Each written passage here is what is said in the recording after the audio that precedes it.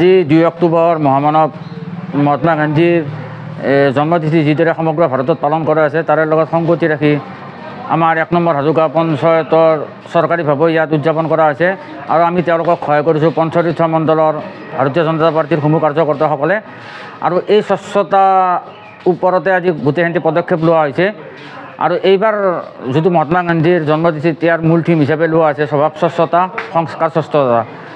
কাৰণ যেতিয়া কোনো স্বভাৱত স্বচ্ছতা আহিলেই আমি পৰিৱেশটো আমাৰ স্বচ্ছতা আহিব। কাৰণ যেতিয়া আমি লেতেৰা নকৰিম তাত চাফা কৰাৰ কোনো প্ৰয়োজন নহ'ব। সেইকাৰণে আমি আমাৰ স্বভাৱ আমাৰ সংস্কাৰ কৰিব লাগিব, তেতিয়াই পৰিৱেশবিলাক স্বচ্ছ হৈ থাকিব।